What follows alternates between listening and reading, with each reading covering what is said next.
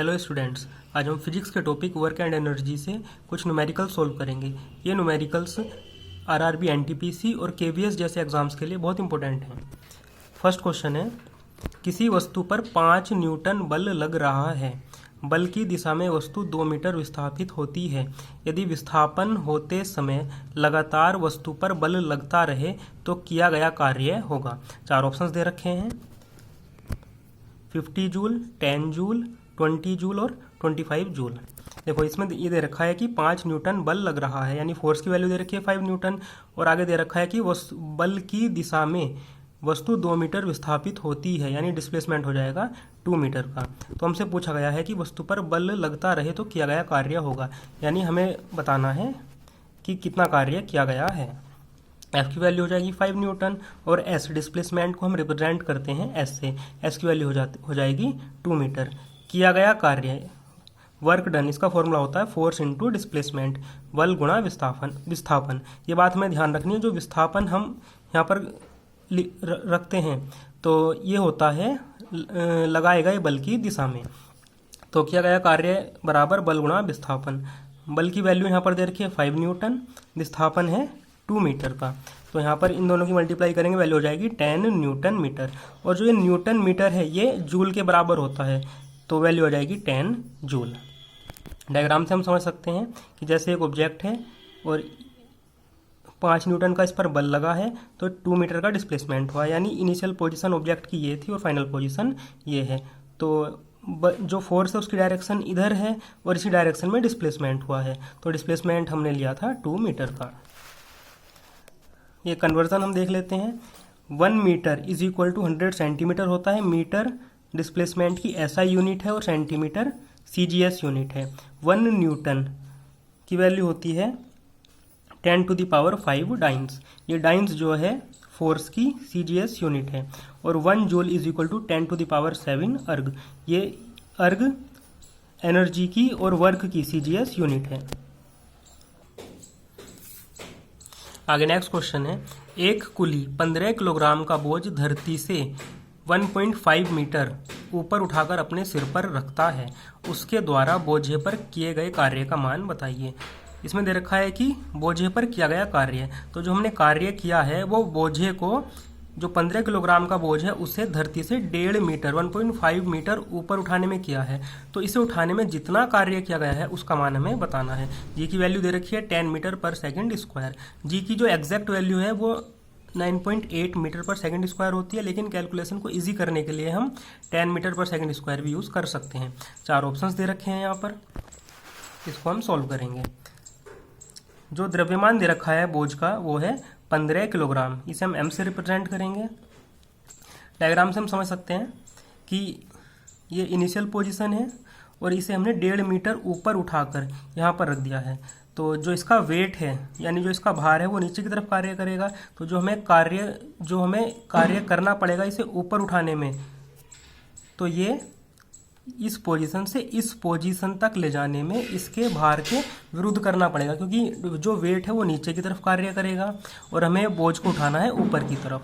तो जो कार्य किया गया है उसका ही मान हमें निकालना है। तो किया गया कार्य होता है W is equal to F into S.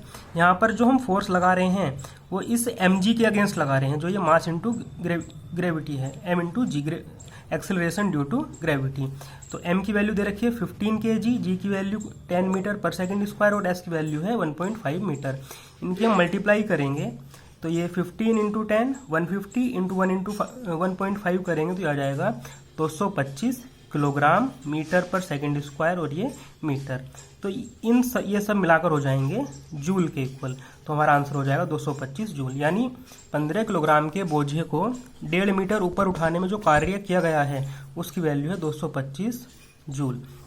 ध्यान से अगर हम देखें तो वर्क डन का फॉर्मूला है mgs और यही फॉर्मूला होता है पोटेंशियल एनर्जी का, क्योंकि जब हम किसी वस्तु को नीचे से उठाकर ऊपर रखते हैं तो जो कार्य किया गया है वो उस वस्तु के अंदर उसकी पोटेंशियल एनर्जी यानी स्थितिज ऊर्जा के रूप में स्टोर हो जाता है। तो इसका ये सेम फॉर्मूला है। और वैसे भी हमें ये पता है कि एनर्जी को एक फॉर्म से दूसरी फॉर्म में चेंज कर सकते हैं। आगे कुछ नोट पॉइंट है। फर्स्ट पॉइंट है, एक कुली 15 किलोग्राम का बोझ अपने सिर पर रखकर खड़ा है, तब किया गया कार्य। तो हमें कार्य बताना है, क्योंकि कुली जो है वो उसे रखकर खड़ा है, कोई डिस्प्लेसमेंट नहीं हो रहा है और डिस्प्लेसमेंट जीरो है, तो इसलिए जो किया गया कार्य है वो भी जीरो होगा। आगे नेक्स्ट, एक कुली 15 किलोग्राम का बोझ लेकर 2 मीटर की दूरी तय करता है, तब किया गया कार्य। इस केस में क्या होगा, डिस्प्लेसमेंट तो है 2 मीटर और यहाँ पर जो बोझ है वो है 15 किलोग्राम का, लेकिन जब हम बोझ को सिर पर रखते हैं तो जो उसका वेट है वो नीचे की तरफ कार्य करेगा, जबकि जो डिस्प्लेसमेंट है, जो कुली चल रहा है वो आगे की तरफ चल रहा है। यानी डिस्प्लेसमेंट और जो फोर्स है उन दोनों के बीच 90 डिग्री का एंगल है, तो इस वजह से जो वर्क डन होगा उसका फॉर्मूला हो जाएगा W=Fs cos थीटा। जब फोर्स डिस्प्लेसमेंट की डायरेक्शन में नहीं लगता है, यानी उन दोनों के बीच में कोई एंगल होता है, तो हम फॉर्मूला यूज करते हैं W=Fs cos थीटा, और यहाँ पर थीटा की वैल्यू हो जाएगी 90 डिग्री। तो हमने रखा है cos 90, हमें पता है cos 90 की वैल्यू होती है 0, तो वर्क डन की वैल्यू हो जाएगी 0 जूल, यानी इस केस में भी कोई कार्य नहीं किया गया है। नेक्स्ट क्वेश्चन है, 15 किलोग्राम द्रव्यमान की एक वस्तु, 15 किलोग्राम उसका मास हो जाएगा, 4 मीटर पर सेकंड के एक समान वेग से गतिशील है। ये इसकी वेलोसिटी दे रखी है ऑब्जेक्ट की।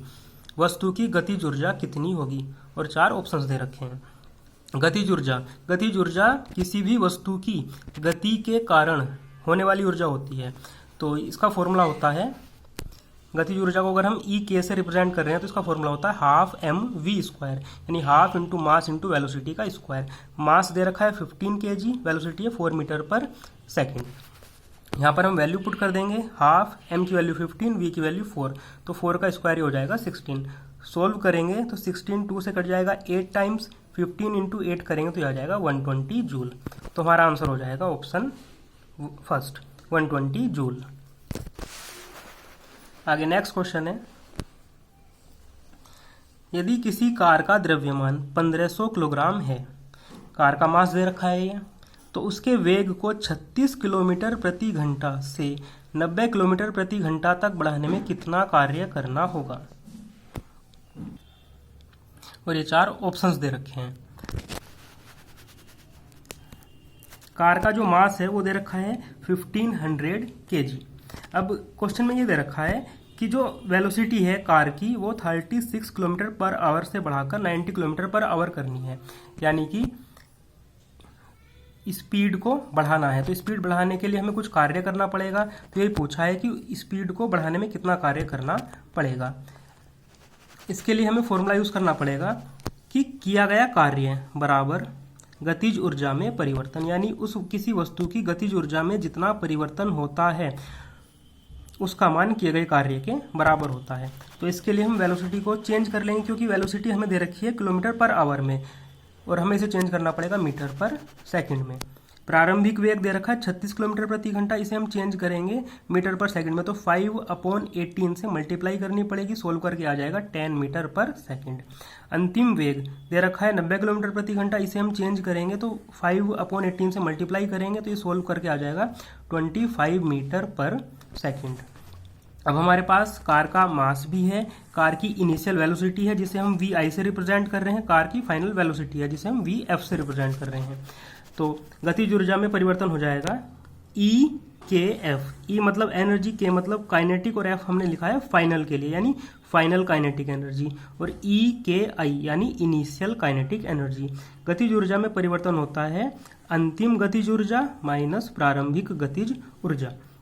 तो अंतिम गतिज ऊर्जा के लिए हम 12mvf² रखेंगे माइनस EKI यानी प्रारंभिक गतिज ऊर्जा के लिए हम 12mvi² रखेंगे, क्योंकि प्रारंभिक वेग vi से हम रिप्रेजेंट कर रहे हैं और अंतिम वेग vf से रिप्रेजेंट कर रहे हैं। यहाँ पर m तो कॉमन आ जाएगा दोनों में से, हाफ भी कॉमन आ जाएगा, तो हमने लिखा है हाफ इंटू m की value 1500 into vf, final velocity आई थी 25, तो 25 का स्क्वायर माइनस इनिशियल वेलोसिटी थी 10, तो 10 का स्क्वायर।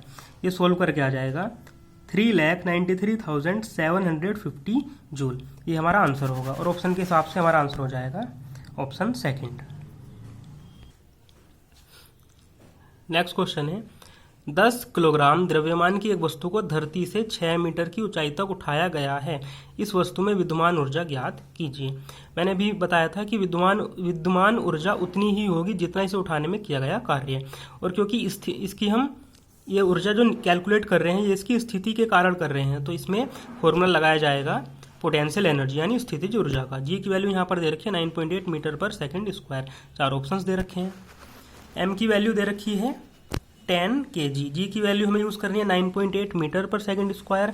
विस्थापन यानी जो ऊंचाई है वो है 6 मीटर, क्योंकि हमसे कहा गया है कि 6 मीटर की ऊंचाई तक वस्तु को उठाया गया है। यहाँ पर स्थितिज ऊर्जा का हम फॉर्मूला लगाएंगे mgh। वहाँ पर जब हम अभी वर्क कैलकुलेट कर रहे थे तो हमने यूज़ किया था mgs। s भी डिस्प्लेसमेंट है और h भी डिस्प्लेसमेंट है। m की वैल्यू 10, g की वैल्यू 9.8, h की वैल्यू 6। तो सोल्व करके आ जाएगा ये 588 जूल। तो हमारा आंसर हो जाएगा ऑप्शन 3। नेक्स्ट क्वेश्चन है 12 किलोग्राम द्रव्यमान की एक वस्तु धरती से एक निश्चित ऊंचाई पर स्थित है। 12 किलोग्राम वस्तु का द्रव्यमान है यानी m की वैल्यू दे रखी है, धरती से एक निश्चित ऊंचाई पर स्थित है। इसका मतलब h की वैल्यू इसमें नहीं दे रखी है, h की वैल्यू हमें फाइंड करनी होगी। वस्तु की स्थितिज ऊर्जा ये पोटेंशियल एनर्जी दे रखी है 480 जूल। 480 जूल है, तो वस्तु की धरती के सापेक्ष ऊंचाई ज्ञात कीजिए। और जी की वैल्यू दे रखी है 10 metre per second square. 4 options दे रखे हैं 2 मीटर, 4 मीटर, 3 मीटर और 8 मीटर। स्थितिज ऊर्जा का फॉर्मूला होता है mgh। स्थितिज ऊर्जा क्वेश्चन में दे रखी है 480 जूल। m की वैल्यू दे रखी है 12, g की वैल्यू हमें यूज करनी है 10, h की वैल्यू हमें फाइंड करनी है। एक ही इक्वेशन है और एक ही वेरिएबल हमें फाइंड करना है। तो 12 से ये 480 कट जाएगा, 12 चौक 48 यानी 40 टाइम्स, और 0 से ये 0 कट जाएगा, तो h की वैल्यू हो जाएगी 4 मीटर। तो हमारा आंसर हो जाएगा option 2। Thank you so much for watching.